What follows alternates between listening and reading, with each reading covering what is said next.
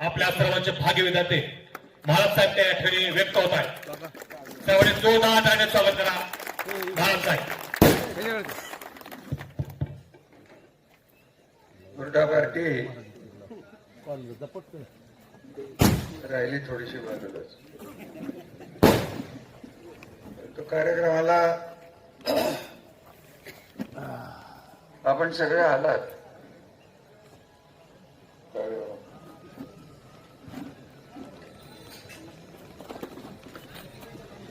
परवा एक हुरडा पार्टी झाली आंध्रमध्ये.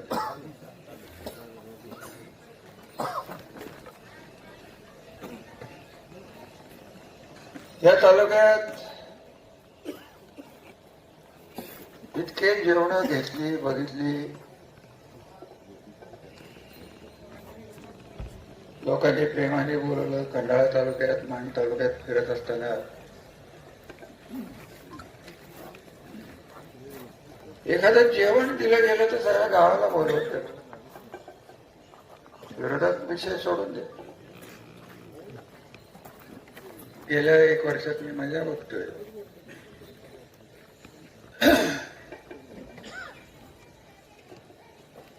जातीवर बोलवलं जात.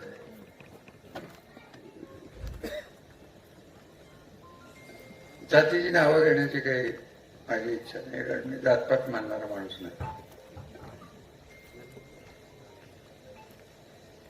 पाण्याच्या प्रश्नावर बोललं गेलं. जगताप साहेब, आपण जे बोललं हे खरं आहे. आणि हे काय फक्त फलटण पुरतं खरं आहे अशाला भाग नाही. सामान्य सातारा जिल्ह्याची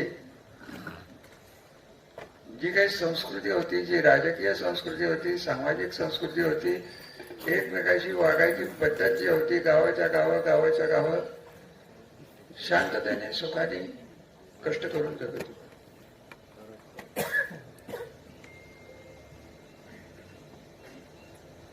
आपल्याला काही आज हुरडा पार्टीच्या निमित्ताने महाराष्ट्र राज्याबद्दल बोलायचं कारण नाही. इथं सर्वच माझे मित्रमंडळी आहेत, सर्व पार्टीचे मित्रमंडळी आहेत. मला तुम्हाला एकच विचारायचं आहे की इथं शिवाजी गावडे साहेब आले होते. मला वाटतं डॉक्टर पप्पू होते काय? इथं कोण होतं? सर होते. सरांचा त्यांच्यात माझा नेहमीच घोटाळा होता. डॉक्टर शिवाजी गावडे आपल्याचा माणूस. त्यांनी या प्रश्नावर मला वाटतं गोखळीला एक बैठक घेतली होती. किती मोजून 20-25 लोक होते. एवढी जर तुम्हाला दुर्लक्ष करायसारखी गोष्ट असेल तर आम्हाला आपलं स्पष्ट सांगा की पाणी गेलं तरी चालेल. कशाला आम्ही तरी भानगडीत पडून बाण पाडण्यात बसतो. इथं माळेगावचे डायरेक्टर साहेब आहेत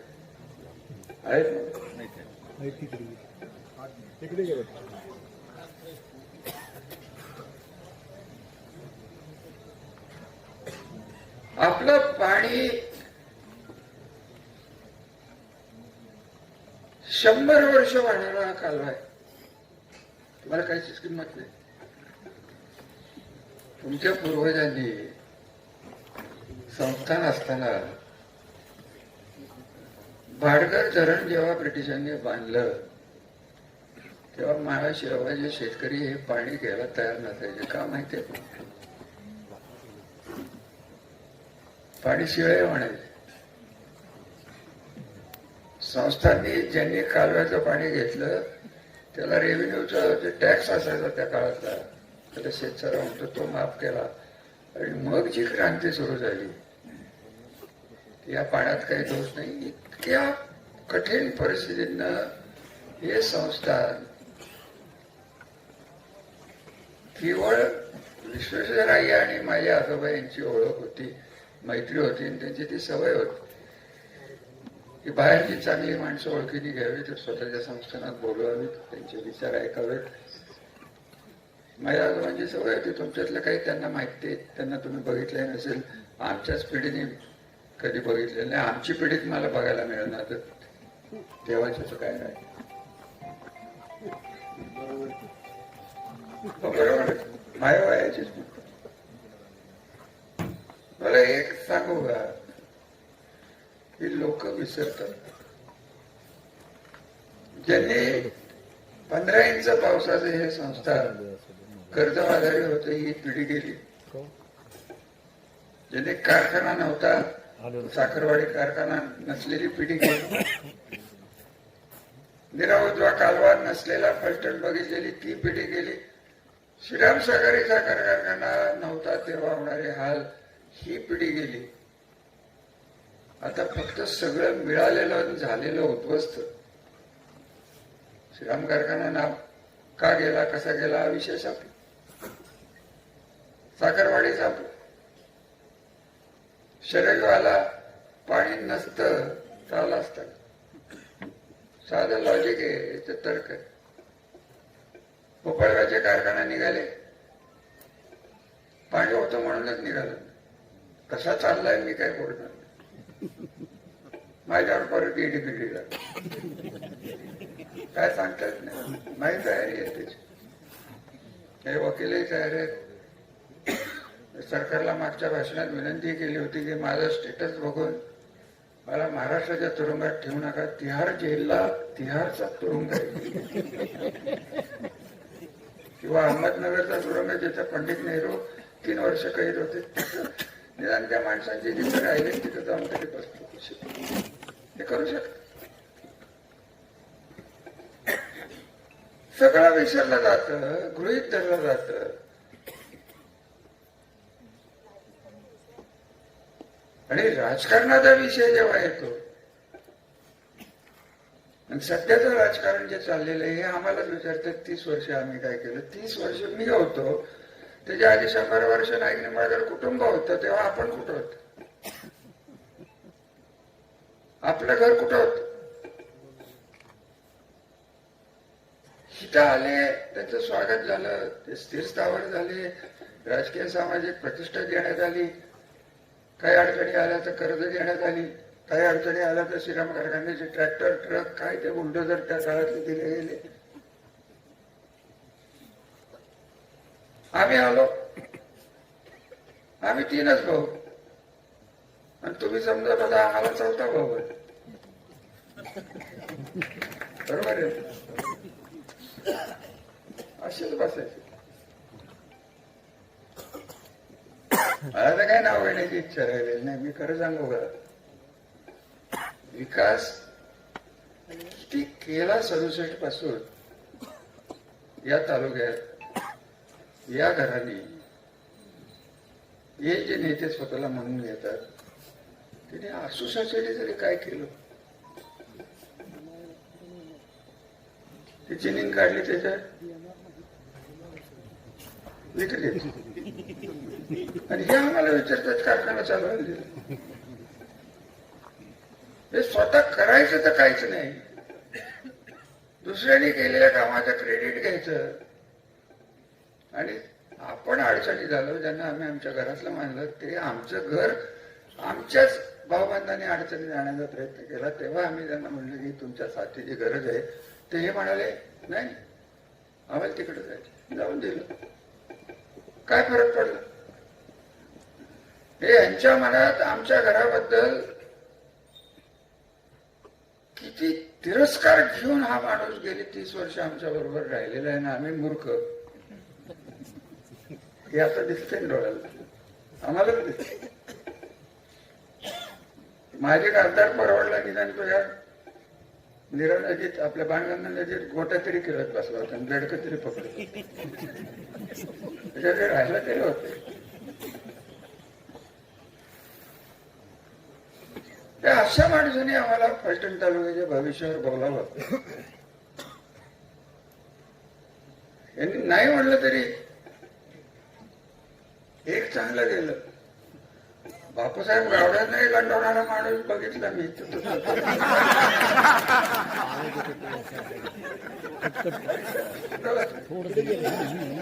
दादा बरोबर बोलला. नाना बरोबर बरोबर बरोबर. केवढी मोठी कला, असा कलाकार तुमच्यात येऊन राहिला, तुमचं नशीबच मोठं आहे. ही माणसं आम्हाला विचारतात तुम्ही दहशत मला काही कळत नाही. पवारवाडीच्या घर इथं बसले आबांची चिरंजीव होते. अहो तुमच्या पवारवाडीच्या लोकांनी चिमणरावला आपल्याला विचारा की त्यांचे तत्व मुकादम तेव्हा होते. चिमणराव तेव्हा इथंच कुठल्या तरी एवढ्या घाणा मारा झाला. पाठव मला आठवलं तू काय चिमणरावला भेटायला गेलो बरोबर आहे. काय दहशत मी म्हणाले हा म्हणजे हे काय नवीन होतं का आणि आपण हे सगळे शांत केला तर हे घालवायला निघाले. कुठल्या तरी समाजाला कितीतरी टक्के व्याजाने पैसे दिले जातात असं मी ऐकलंय. तर तुम्ही काय करणार आहे तेवढं बोला की मला कशाला बोलायला. मी सगळ्या जगाचा वाईटपणा घ्यायचा माणसा वाईटपणा मी घ्यायचा सगळ्यांनी वाईटपणा घ्यायचा आणि तुम्ही काय करायचं रात्री आले खुटक खुटक करत घातला हात घेतलं 5,000 टाकलं मत हे तुम्ही करायचं. कारण आमच्याकडे गाडीचे 5,000चा रेट निघाला. अरे गावात घेऊनच का दिलं गावात तिथं झाडलं असतं 2-4 गाड्या झाल्या असते ना तरी काय झालं. तुम्ही झोपायचं रडाच करायचं. आता काय चाललंय मुंबईत बघा भाऊ काय तिकडे निकाल लागून काय मुंबईत आपले संबंध सांगायचं तात्पर्य की आमच्या घराने केलं हे तेच आमच्या पिढीत आम्ही केलं. जे संस्कार आम्हाला झाले ते का असं करू शकतात त्यांच्यावर मी बोलतोय. त्यांचा आणि मातीचा संबंधच नाही. जमीन असणं हे काय मातीशी संबंध नसतो. मातीची नाळ ही रक्तात लागते आणि ते रक्त तुमच्या डोळ्यातलं पाणी आम्हाला बघवणार नाही परंतु हे सदुरस्त तुमच्या डोळ्यात पाणी आणतील. तुमचा घरदार कर्जबाजारी करतील आणि परत तुमची मतं घेऊन जातील. एवढं तुम्ही लक्षात ठेवा. 30 वर्ष आम्ही कधी इतर दंगा होऊन दिला नाही. कोणाला म्हणलं नाही याला मारा त्याला मारा त्याला मारा. ना आज कार्यकर्तेच म्हणतात तुमच्याकडे एवढी सत्ता होती तर तुम्ही का नाही केलं. अरे झक मारली का आम्ही माणूस घेणे वागलो. आता आम्ही नवीन शिकतोय की माणुसकी विसरली जाते मदतही विसरली जाते. 5,000साठी 10,000साठी कशाला विकास करायचा. अहो दादाराजे खर्डेकर मला आठवतात 85 साली इथं 2 तास यायचे. काय होतं असून असत मला आठवत समजा 2 तास 1.5 तासात तुम्हाला इथे यायला लागेल. झालंच ना रस्ता केलाच ना. मला वाटतं गोखळीवरनं शिंगणापूरला जाणारा एक रस्ता होतो केलाच ना. तुमची किती मागणी होती ते उद्या वस्तीवर मला वाटतं पश्चिम पूर्व भागात रस्तेच नव्हते. कारखान्याचे रस्ते तेवढ्या पुरते. पाणी आम्ही आणलं रस्ते आम्ही केले शाळा आम्ही उभारल्या जाती संपल्या एवढी सभागृह केली सामाजिक सभागृह केली. जातीपातीत भांडणं लावून दिली नाहीत. अॅट्रॉसिटी सारखे गुन्हे आम्हीच मिटवत होतो.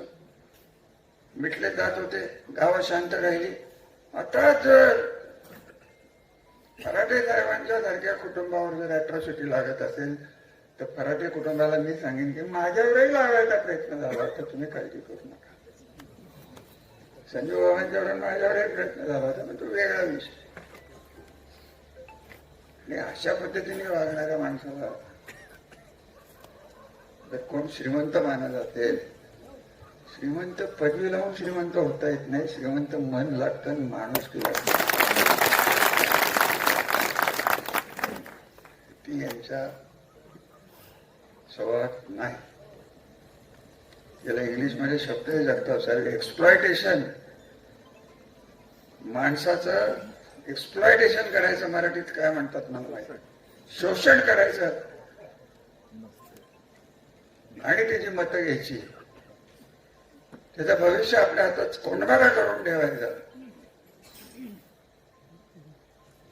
दवाखान्यात जायला पैसे आणि त्याला कर्ज, इतकी वाईट परिस्थिती. आणि तुम्ही म्हणाले तुम्ही आता बोलताय 30 वर्षांत, आम्हाला अक्कल नव्हती हो, तुम्हाला तर होती ना. कोणीतरी बोलण्यात आला असता तर मी बघितलं असतं. तुम्ही जाणता आम्ही जाणतो, चाललंय. पूर्व भागाचे नेते, छत्तीसगावचे नेते, अमुक नेते, तमुक नेते, हुरडा बाजूला राहतोय. हुरडा हे कारण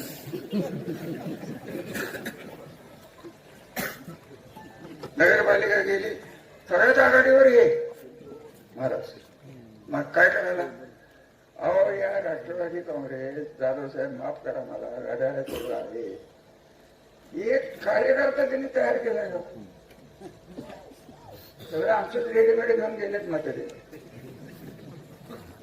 आणि आमचंही मटेरियल भारी होत. ते आम्हाला कळलं की हे बनावट आणि ते बनावट. मला जी अपेक्षा आहे ते की मला आता आंध्रूला जे बोललो मी तुम्हाला बोलत दाखवणार. माझं वय 77 आहे. मला काय कुठली राजकीय संधी नकोय, राजकीय पद कधीच नको होतं. हे आमचे चिरंजीव धाकटे बंधू जर जरा आधीच जन्माला आले असते तर तेच आमदार झाले असते.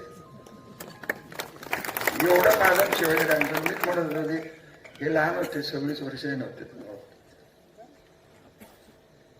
कधीच काही मी अशी नाही काही फारसं किंवा पदाला हावरेपणा हे माझ्या डोक्यात आजही नाही. याच्यापुढे तर काय मिळायचं, आता याच्यापुढे काय मिळायचं राहिलं. मिनिस्टर होतो, सभापती होतो, गव्हर्नरच्या नंबर 2चं पद होतं. आता मला काही मिळवायचं नाही, परंतु मी जे 30 वर्ष घासून घासून घासून संबंध तालुक्यात जे घडवलं, शांतता तर घडवली का नाही एवढं सांगा. द्या उत्तर. कोणाला म्हणलं, एकाला म्हणलं का दगड मार, एकाला म्हणलं का तंगड तोड. शांतता भंग होण्याची चिन्ह आहेत. जगताप साहेब तुम्हालाही माहिती आहे की जेव्हा शोषण जास्त होतं तेव्हा माणसं रस्त्यावर जेव्हा येतात, तुम्हाला सांगू बरडचं मला एक आठवतंय त्या काळात. कोणतरी एक माणूस होता, त्याचं नाव मला माहित नाही, त्याची जातपात मला माहित नाही, मला आता हातभट्टीचा धंदा करा. सगळ्या गावाने मिळून ठेचला त्याला, इतकं त्याचं शोषण त्या माणसाने गावाला तापच दिला होता. तुम्हाला आठवत असलं तर बघा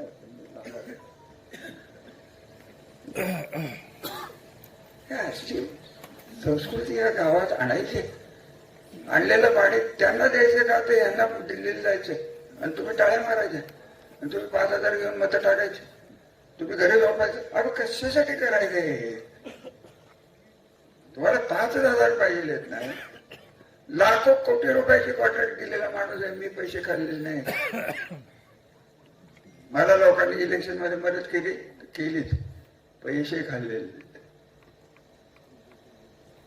मागितले नाही, सहीला पैशाला किंमत दिलेली नाही आणि हेच जग मारले. हे रस्ता कोण करते? फलटण असू आपलंच आहे ना बाल. त्याला एकदा मी विचारणार आहे,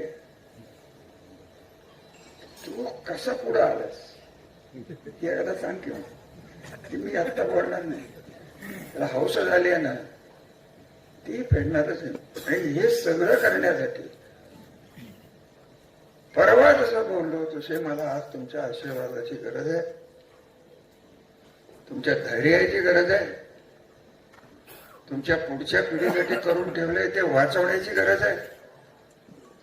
आणि हे सगळं करण्यासाठी जी राजकीय शक्ती असते, आणि माझं स्वतःचं आयुष्य मिनिमम 5 वर्ष अजून वाढावं हा आशीर्वाद तुमच्याकडे मागायला मी आलो.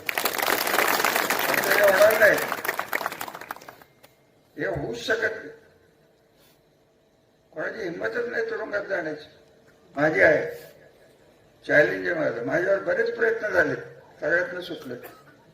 काय बोलायचं, जे पटकनलंय ते पटलंय ते केलं नाही. काय कसला पक्ष, कसलं काय घेऊन बसताय, कसलं हे एकनाथराव शिंदे साहेब आले, जाणीवपूर्वक आम्ही निर्णय घेतला. मी आहे तिथंच राहिलो. का घेतला? आमदार साहेब काय बोलले, आता हे बजरंग खटक्याला विचारून आम्ही इथं खटके वस्तू द्यायचं. गाव आम्हाला प्रशासनाने यादीच द्यावी की कोणाकोणाची परवानगी असल्यावर कामं करायची. आम्ही आपलं जातो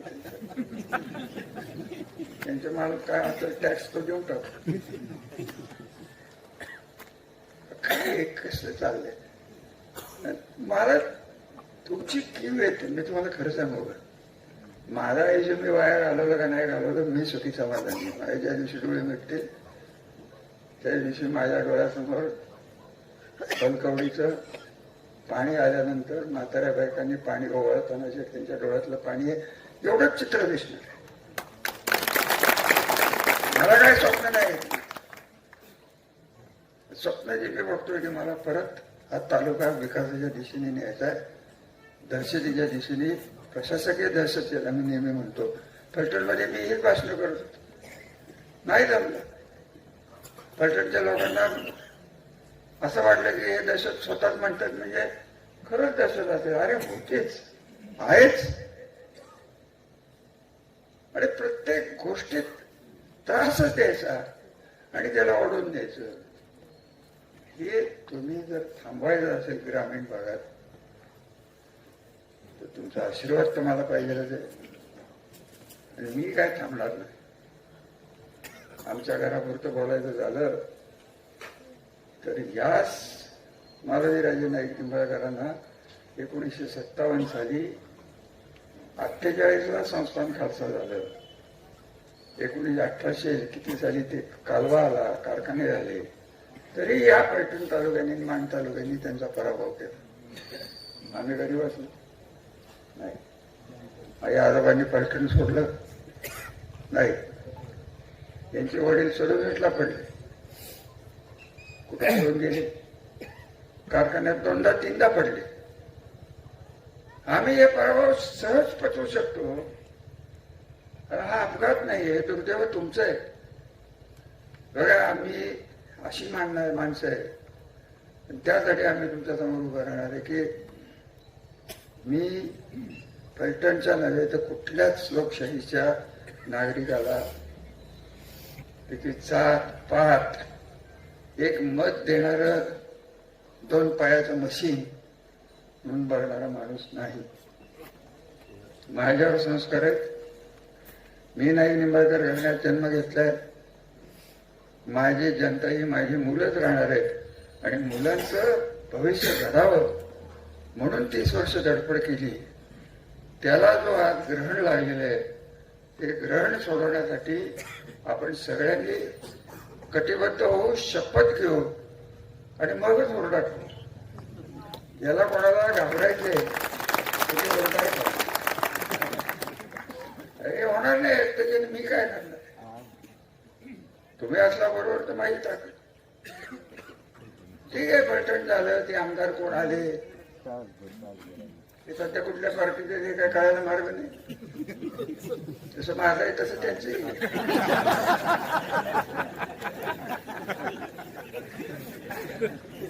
आम्ही भाई होते ते. तुम्ही तरी कुठे आता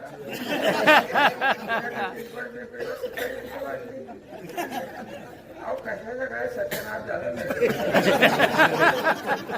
पुढे कोणाला जोर द्यावा. तुम्ही सध्या टीव्ही बघत नाही म्हणूनच तुम्ही सुखी मी बघत नाही. बहिणीचं क्रिकेट मॅच बघतो मला असं झालं.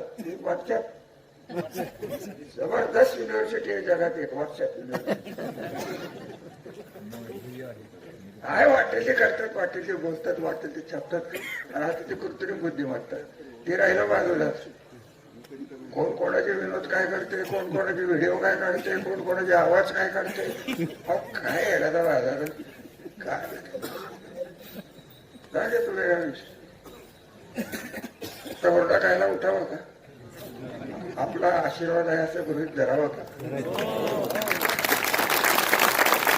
आणि जर पैसे वाटायला आले तर तुम्ही जोडताल. आभारी आहे.